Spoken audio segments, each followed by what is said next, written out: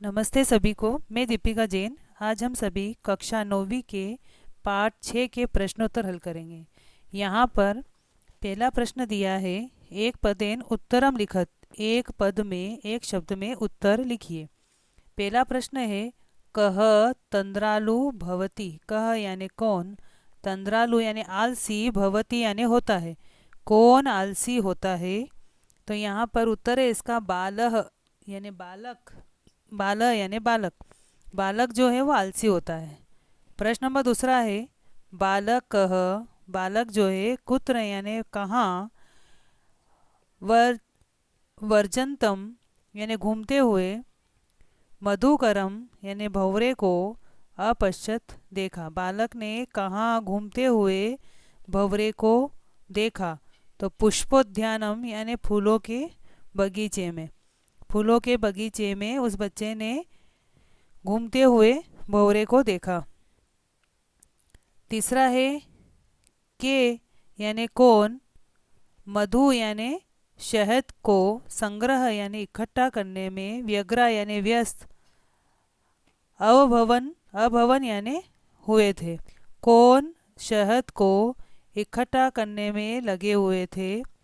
तो मधुकरा। मधुकरा यानी भंवरे जो है वह शहद को इकट्ठा करने में लगे हुए थे। ये आपकी बुक में अभवन व छपा हुआ है, अभवन आएगा केवल। हुए थे, कौन शहद को इकट्ठा करने में व्यस्त थे या कौन शहद को इकट्ठा करने में लगे हुए थे? मधुकरा यानी भंवरे। चौथा प्रश्न है, चटकह। चटकह यानी चिड़िया जो थी, चटकह चिड़ा। चटका यानी चिड़िया, चटकह यानी चिड़ा। कया यानी किसकी, तृण शलाखा आदि कम यानी घास तिनके आदि, आद दादी यानी लाता है। चिड़ा किससे घास तिनके आदि लाता है? तो चंचवा यानी चोंच से। चिड़ा किससे तिनके और घास आदि जो है वो लाता है? तो चंचवा यानी चोंच से।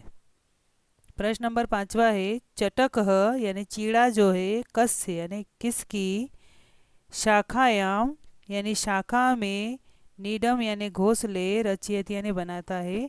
चीड़ा जो है वह किसकी शाखा में घोंसले आदि बनाता है?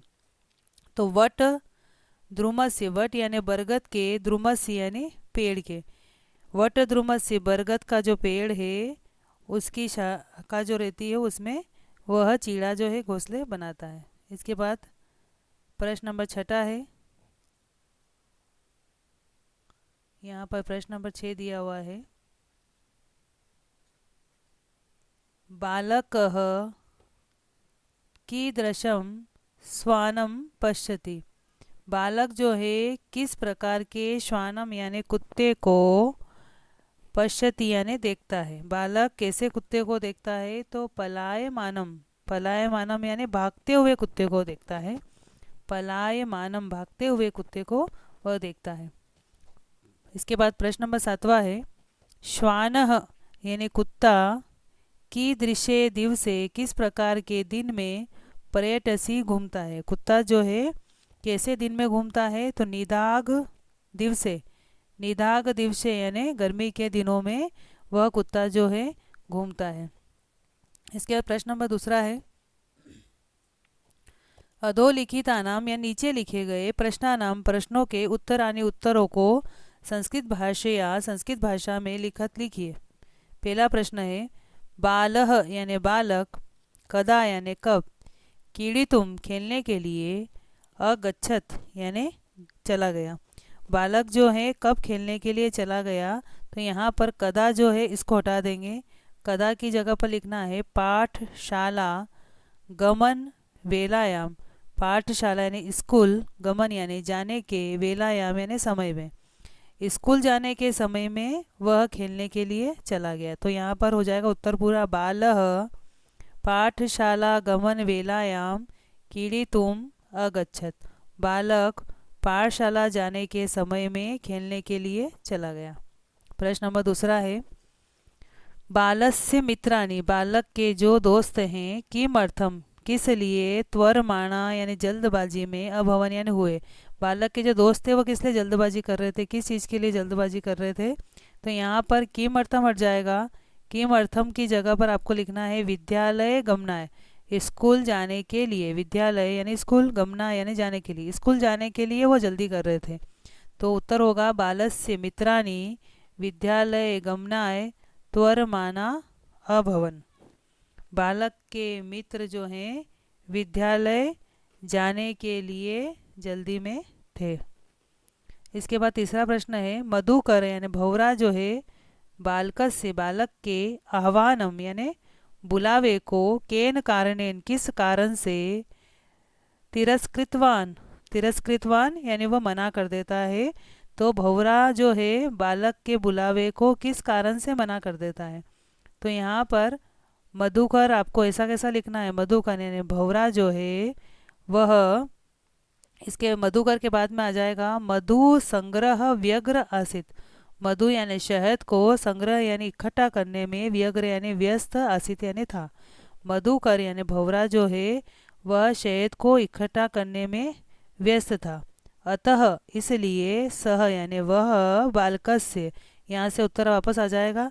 सह के बाद आपको यहाँ से पूरा लिखना है बालकस्य आह्वानम, बालक के बुलावे को तिरस्कृतवान यानी मना कर देता है। तो उत्तर इस प्रकार से लिखना है आपको मधुकरः मधु संग्रह व्यग्र आसीत् अतः सः बालकस्य आह्वानं तिरस्कृतवान। भौरा शहद इकट्ठा करने में लगा हुआ था, इसलिए वह बालक के बुलावे को मना कर देता है। प्रश्न नंबर चौथा है बालकः कीदृशं चटकम अपश्यत। बालक जो है कीदृशम यानी किस प्रकार के, चटकम यानी चीड़े को, अपश्यत यानी देखता है। बालक ने किस प्रकार के चीड़े को देखा। जब बालक नज़र डालता है एक चीड़े को देखता है तो किस प्रकार के चीड़े को उसने देखा। तो उत्तर होगा इसमें कीदृशम जो है वो हटाना है, उसकी जगह पर लिखना है चंचवा तृणशलाका अधिकम आददानम। यहाँ पर उत्तर हो जाएगा बालक।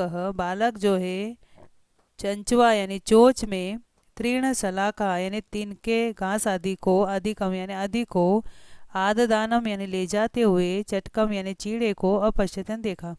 बालक ने चोंच में तिनके घास आदि ले जाते हुए चीड़े को देखा।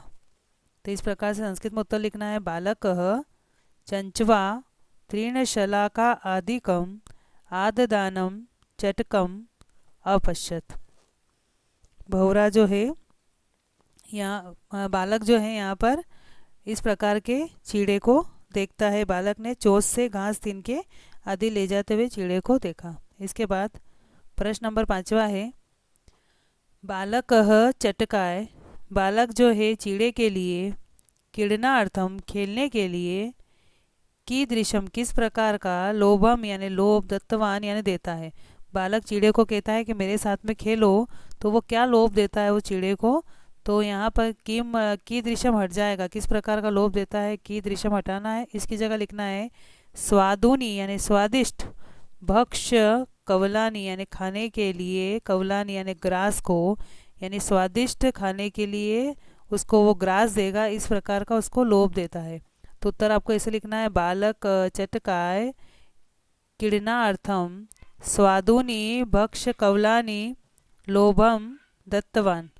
बालक चिड़े के खेलने के लिए स्वादिष्ट जो भोजन है, स्वादिष्ट खाने की जो सामग्री है उसके ग्रास को देने का लोभ देता है उसको, कि अगर वो उसके साथ में खेलने आएगा तो उसको स्वादिष्ट ग्रास जो है खिलाएगा। तो बालक ने चिड़े को खेलने के लिए स्वादिष्ट खाने के ग्रास का लालच दिया।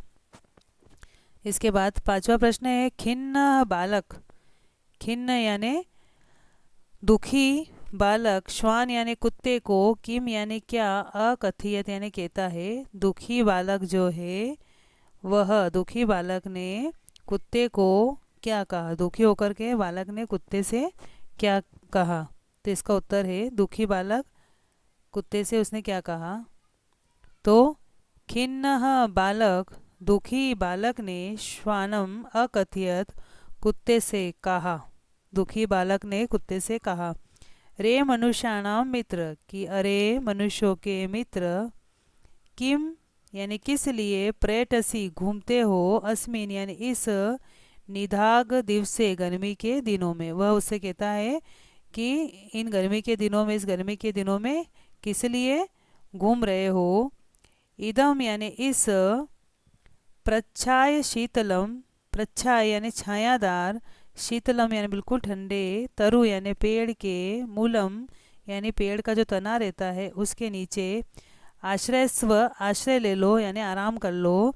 वह कुत्ते से कहता है दुखी बालक कि अरे मनुष्यों के मित्र, इस गर्मी के दिनों में क्यों घूमते हो, इस छायादार शीतल पेड़ के नीचे आश्रय ले लो यानी आराम कर लो। अहम अपि में भी, अहम यानी मैं, अपि यानी भी में भी, कीड़ा सहायम यानी खेलने के लिए, त्वाम एव अनुरूपम यानी तुम्हारे अनुरूप यानी तुम्हारे जैसा ही, पश्चामी यानी देखता हूँ, इति यानी इस प्रकार यानी मैं भी तुम्हारे ही जैसे खेलने के लिए जो साथी देख रहा हूँ, तो मैं ऐसा ही साथी देख रहा हूँ जो मेरे साथ में खेले, तो मैं भी तुम्हारी जैसे खेलने के साथी को खोज रहा हूँ या देख रहा हूँ। इस प्रकार से वह दुखी बालक कुत्ते से कहता है। इसके बाद प्रश्न नंबर 6 है, भग्न मनोरथ, भग्न यानी टूटना, मनोरथ यानी मन की जो इच्छाएं होती वो मनोरथ कहलाते हैं। तो टूटी इच्छाओं वाले बाल यानी बालक ने, किम यानी क्या, अचिंतित यानी सोचा। टूटी इच्छाओं वाले बालक ने क्या सोचा, यानी उसकी सारी इच्छाएं टूट गई थी उस बच्चे की, तो ऐसी टूटी इच्छाओं वाले बच्चे ने, उस बच्चे ने क्या सोचा, तो उसने क्या सोचा, भग्न मनोरथ, यहाँ पे त गलत छपा हुआ है, भग्न मनोरथ यानी टूटी इच्छा वाले बाल यानी बालक ने अचिंतित सोचा, अस्मिन जगति, अस्मिन यानी इस, जगति यानी संसार में, इस संसार में, प्रत्येकम यानी हर एक, स्व स्व अपने अपने, कृत्य यानी काम में, निमग्नो यानी लगे हुए हैं, भवती यानी होते हैं। टूटी इच्छा वाले बालक ने सोचा इस संसार में प्रत्येक व्यक्ति यानी हर कोई व्यक्ति जो है अपने अपने कार्यों में लगे हुए होते हैं। न कोपी नहीं है, को अपी यानी कोई भी, मामिव माम अलग हो जाएगा, इव अलग हो जाएगा, माम यानी मेरे, इव यानी समान, मेरे समान, नहीं है कोई भी मेरे समान, वृथा यानी व्यर्थ में, काल शेपम यानी समय को व्यर्थ बिताने वाला, काल यानी समय, शेपम यानी बिताना, समय को वृथा यानी व्यर्थ बिताने वाला, ऐसा कोई भी नहीं है। सहते यानी ऐसा कोई भी व्यक्ति नहीं है जो मेरे समान समय को व्यर्थ में ही बिता देता है। तो न कोपी मामी व वृथा काल शेपम शयते, कोई भी मेरी तरह व्यर्थ में समय नहीं बिताता है। अथ यानी अब इसके बाद में, स्व यानी अपने, उचितम यानी जो उचित लगे, जो सही लगे कि मेरे लिए जो सही है, तो इसके बाद वह क्या करता है कि जो उसके लिए सही है, अहम यानी मैं, अपि भी, करोमि यानी करूँगा, इति इस प्रकार से, तो वह मन में सोचता है कि अब मैं अपने योग्य कार्य, जो भी उसके योग्य काम होगा मैं भी करता हूँ, यानी सभी अपने अपने काम में लगे हुए हैं, ऐसा वो विचार करता है कि संसार में प्रत्येक व्यक्ति जो है अपने अपने कार्य में लगे हुए हैं, कोई भी मेरे समान समय को व्यर्थ नहीं बिताता है, तो अब मैं भी क्या करूँगा कि अपने योग्य कार्य मैं भी करता हूँ। इस प्रकार से वह बच्चा सोचता है। इसके बाद प्रश्न नंबर 3 है, निम्नलिखित से श्लोक से, निम्नलिखित जो श्लोक है उसका भावार्थ यानी उसका अर्थ जो है हिंदी भाषा या तो हिंदी भाषा में लिखे, आंग्ल भाषा है या अंग्रेजी भाषा, वा यानी अथवा, अथवा अंग्रेजी भाषा में लिखत यानी लिखिए, या तो इसका श्लोक का हिंदी अर्थ जो है, श्लोक का भावार्थ जो है हिंदी भाषा में लिखे या अंग्रेजी भाषा में लिखे। श्लोक है आपका, यो माम, यो यानी जो, माम यानी मुझे, पुत्र यानी पुत्र के समान, प्रीत्या यानी प्रेम करता है, पोष्यति यानी पोषण करता है। यो माम पुत्र प्रीत्या पोषयति, जो मुझे पुत्र के समान प्रेम करता है, पालन पोषण करता है, स्वामिनो यानी जो मेरा स्वामी है, गृहे यानी घर पर, तस्य यानी उसके, उस स्वामी के घर पर, रक्षा नियोग कारणात, ये न का त हो जाएगा, कारणात, रक्षा नियोग कारणात यानी रक्षा में लगे हुए, रक्षा के लिए उसको लगा रखा है। ये कुत्ता जो है उसमें बोलता है कि मुझे जो मेरा स्वामी है वह पुत्र के समान प्रेम करता है, पालन पोषण करता है, और उस स्वामी के घर पर जो है मैं रक्षा करने के काम पे लगा हुआ हूँ, कि मुझे दरवाजे पे रख रखा है कि कोई भी गलत व्यक्ति जो है अंदर नहीं आ पाए। इसके लिए रक्षा नियोग करना, रक्षा के कार्य में मैं लगा हुआ हूँ। न यानी नहीं मया यानी मेरे द्वारा भ्रष्टव्य, हटना चाहिए यहाँ से। ईशिदपि, यहाँ पर भ्रष्टव्य अलग हो जाएगा, भ्रष्टव्यम। ईशदपि यानी थोड़ा भी, थोड़ा भी मुझे यहाँ से, मेरे द्वारा यहाँ से हटना नहीं चाहिए, ऐसा वह कुत्ता उस लड़के से कहता है। जब वह लड़का उसको खेलने के लिए कहता है कि मेरे साथ में खेलने चलो, तब वह कुत्ता उसको जवाब देता है कि मेरा स्वामी जो है वो जो मुझे पुत्र के समान प्रेम करता है, पालन पोषण करता है, और उसने मुझे रक्षा के काम में यहाँ लगा रखा है, इसलिए मुझे यहाँ से, मेरे द्वारा थोड़ा बहुत भी यहाँ से हटना नहीं चाहिए।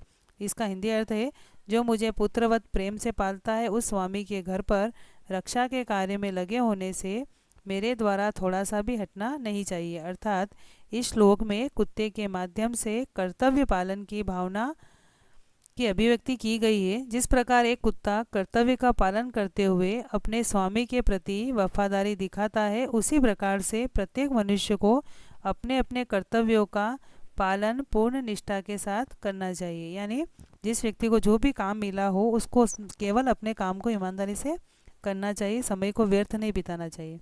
इसके बाद में प्रश्न नंबर चौथा है, भ्रांतो बाल, भ्रांतो यानी भ्रमित बाल यानी लड़का, भ्रमित बालक, इति कथाया, इस कहानी का सारांश यानी शॉर्ट्स हिंदी भाषा में, आंग्ल भाषायां वा या अथवा अंग्रेजी भाषा में लिखत या लिखिए। जो आपके पाठ आया है भ्रांतो बाल, इस कहानी का सारांश हमको या तो हिंदी भाषा में लिखना है या अंग्रेजी भाषा में लिखना है। तो इस कहानी का सारांश ये है कि कोई भ्रमित बालक विद्यालय जाने के समय खेलने के लिए निकलता है, परंतु उस समय विद्यालय जाने की जल्दी में होने के कारण कोई भी मित्र उसके साथ खेलने नहीं आता। वह बगीचे में पहुंचकर वहाँ के प्राणियों के साथ खेलने का निश्चय करता है। सर्वप्रथम वह भंवरे को खेलने के लिए बुलाता है, परंतु भंवरा जो है फूलों का रस इकट्ठा करने के काम में लगे होने के कारण मना कर देता है। इसी प्रकार चिड़ियाँ अपना घोंसला बनाने तथा कुत्ता अपने स्वामी की रक्षा के कार्य में लगा होने के कारण खेलने से मना कर देते हैं। अंत में उस बालक को भी आभास होता है, आभास यानी उसको पता पड़ जाता है कि जब सभी अपने अपने कार्यों में लगे हैं तो वही अपना समय व्यर्थ गंवा रहा है, अतः वह भी पढ़ने के लिए विद्यालय चला जाता है। इस प्रकार से ये इस कहानी का सारांश है। इसके बाद प्रश्न नंबर पाँचवा, प्रश्न नंबर पाँचवा है, स्थूल पदान्य यानी जो यहाँ मोटे अक्षरों में लिखे हुए हैं उनको लेकर के, अधिकृतियाँ लेकर के प्रश्न निर्माणम कुरुत, प्रश्न निर्माण कीजिए। यहाँ पर जो ये अक्षर आपको डार्क दिख रहे हैं इनको हटाना है और इनकी जगह पर आपको प्रश्न निर्माण करना है। स्वादुनी यानी स्वादिष्ट, भक्ष कवलानी यानी खाने के लिए, ग्रास जो है, ते यानी वे सब, दास्यामी यानी दूंगा, खाने के लिए ग्रास में तुम्हें दूंगा। तो यहाँ पर स्वादिष्ट खाने के लिए ग्रास जो है मैं तुम्हें दूंगा, तो यहाँ पर स्वादुनी हटाना है, इसकी जगह पर आएगा कि किस प्रकार के खाने के ग्रास तुम्हें दूंगा। तो यहाँ पर हो जाएगा किस प्रकार के, तो की दृशानी, स्वादुनी हट जाएगा, की दृशानी आ जाएगा। आपको उत्तर इस प्रकार से लिखना है, की दृशानी भक्ष कवलानी ते दास्यामी और पीछे प्रश्नवाचक चिन्ह, क्वेश्चन मार्क, किस प्रकार के खाने के ग्रास तुम्हें दूंगा।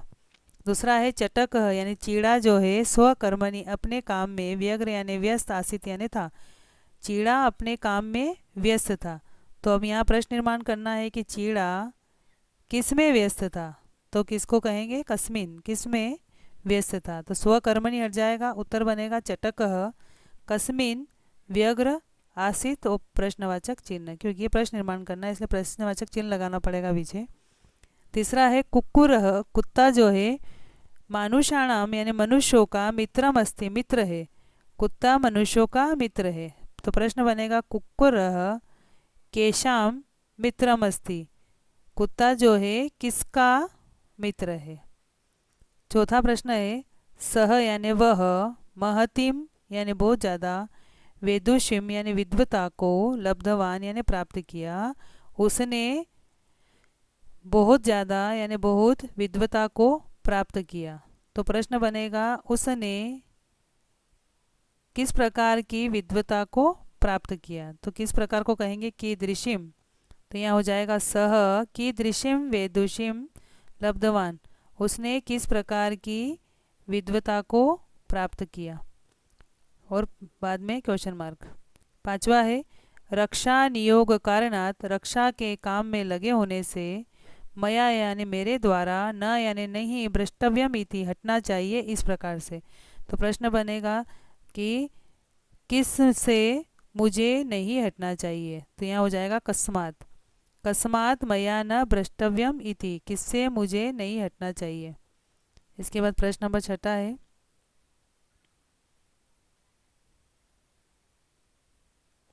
प्रश्न नंबर 6 है एतेभ्य नमः, इनको नमस्कार, इति उदाहरणम अनुसृत्य, इस उदाहरण को लेकर के, नमः इत्यस्य, नमः इसके, योगे यानी योग में यानी नमः आने पर, चतुर्थी विभक्ति, चतुर्थी विभक्ति का प्रयोगम कृत्वा, प्रयोग करके, पंचवाक्यानि रचित 5 वाक्य बनाइए।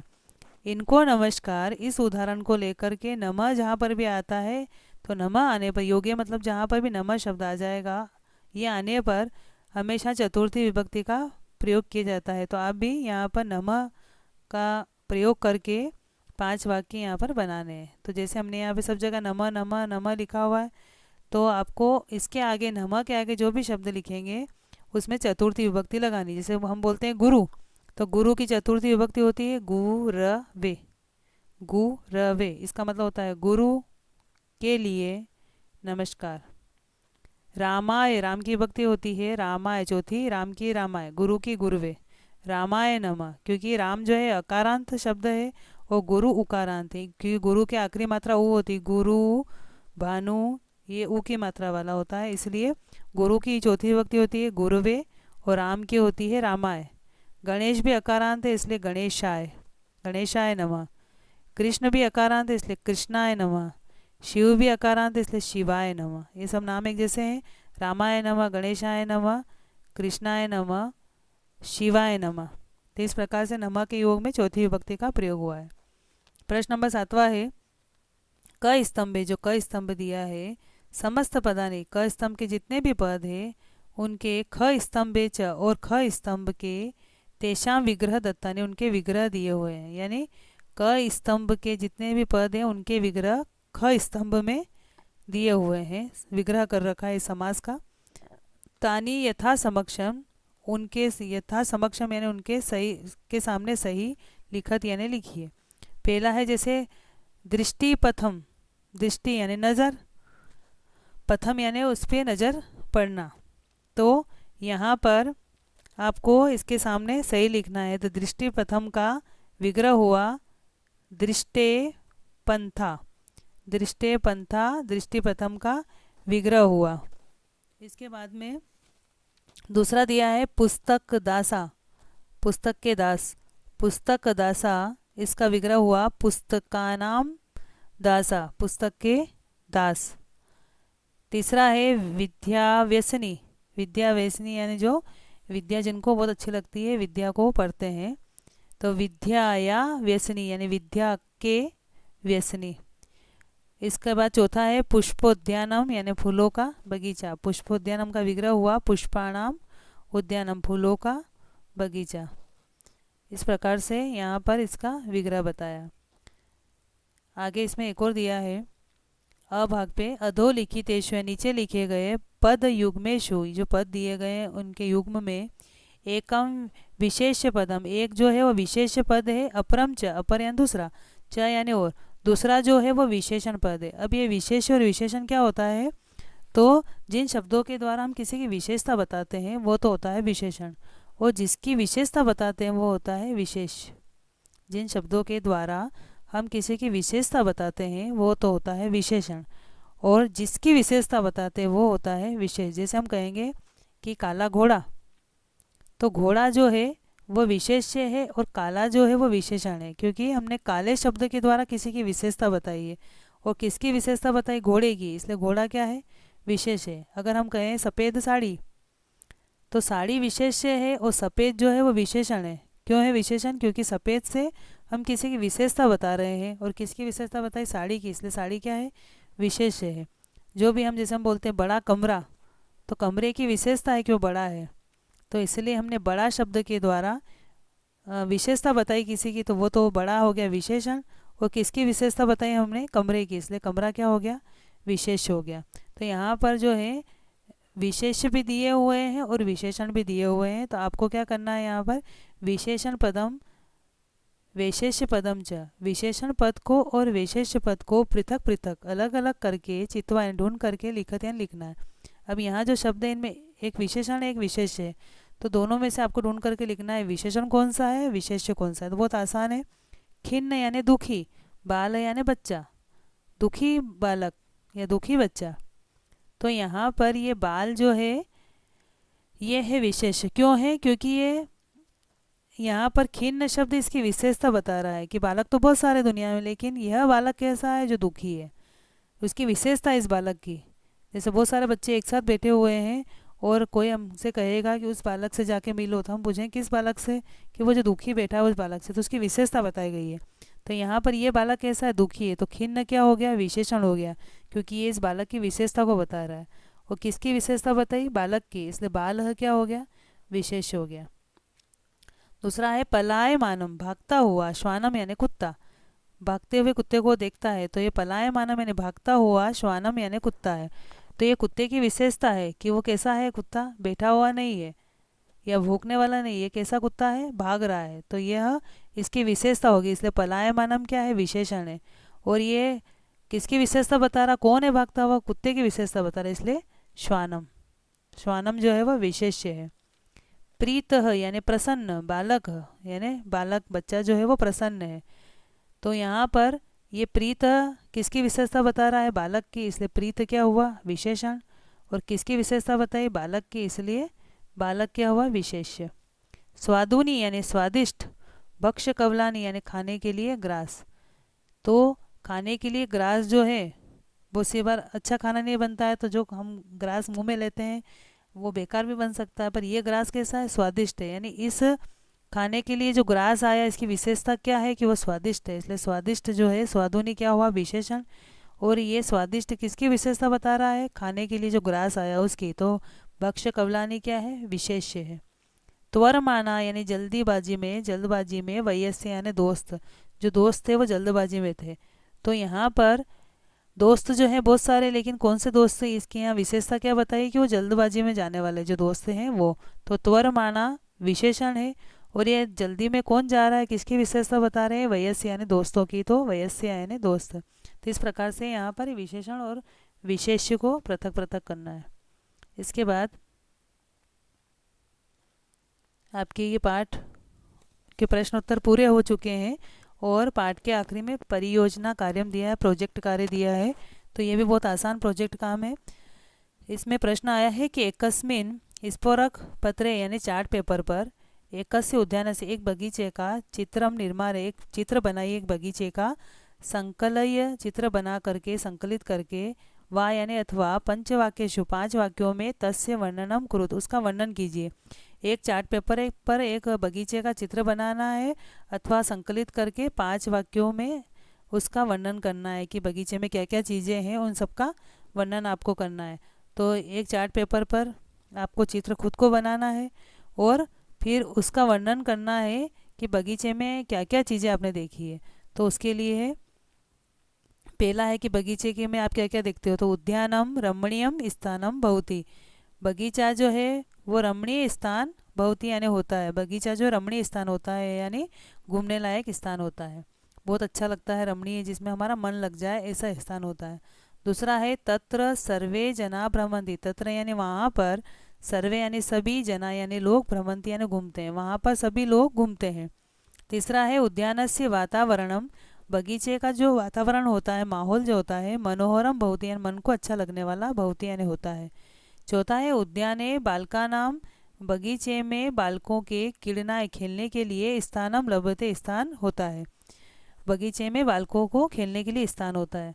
पांचवे में है उद्याने विभिन्ना वृक्षा भवंती, बगीचे में विभिन्न यानी बहुत प्रकार के वृक्षा यानी पेड़ जो है भवंती यानी होते हैं, बगीचे में बहुत सारे विभिन्न प्रकार के पेड़ होते हैं। इस प्रकार से ये 5 वाक्य हो गए बगीचे के ऊपर। इसके बाद दूसरा प्रोजेक्ट कार्य है परिश्रमस्य महत्वम, मेहनत का महत्व इति विषय, इस विषय पर हिंदी भाषा, तो हिंदी भाषा में, आंग्ल भाषा व या अंग्रेजी भाषा में पंचवाक्यान लिखत, 5 वाक्यों को लिखिए। परिश्रम का जो महत्व है इस विषय पर या तो आप हिंदी अथवा अंग्रेजी भाषा में 5 वाक्य लिखिए। तो पहला है परिश्रम के महत्व के ऊपर, जीवने परिश्रमस्य बहु महत्वम वर्तते, जीवन में मेहनत का बहुत महत्व है। दूसरा है परिश्रमम विना, मेहनत के बिना जीवनम निरर्थकम भवति, मेहनत के बिना जीवन निरर्थक हो जाता, उसका कोई अर्थ नहीं रहता। अगर आप मेहनत नहीं करोगे तो हमने जो जीवन में हम आए हैं, हम पैदा हुए हैं, उसका कोई महत्व ही नहीं है, हम ऐसे ही वापस चले जाएंगे। इसलिए यहाँ पर कहा है परिश्रम के बिना जीवन निरर्थक होता है। तीसरा है परिश्रमहीन, जो व्यक्ति मेहनत नहीं करता है, जन यानी वह व्यक्ति सदैव दुखम अनुभवती, वह व्यक्ति हमेशा ही दुख का अनुभव करता है। क्योंकि जब हम मेहनत करते हैं उससे जो हमें पैसा प्राप्त होता है, उससे जो हमें सुख प्राप्त होता है, तो हमें उसके द्वारा ज़्यादा खुशी मिलती है। और परिश्रम नहीं करेंगे तो उससे लोग सदैव दुखी होते हैं।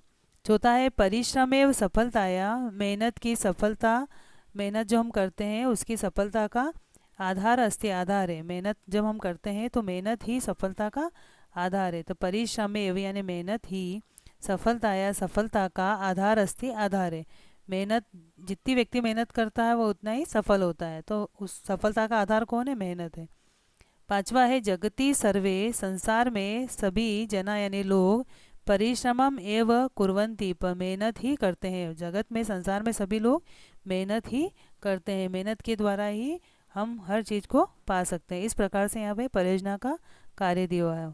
तो आप वीडियो के माध्यम से सभी प्रश्नोत्तर हल करने की कोशिश करें और उनको याद करने की कोशिश करें। धन्यवाद।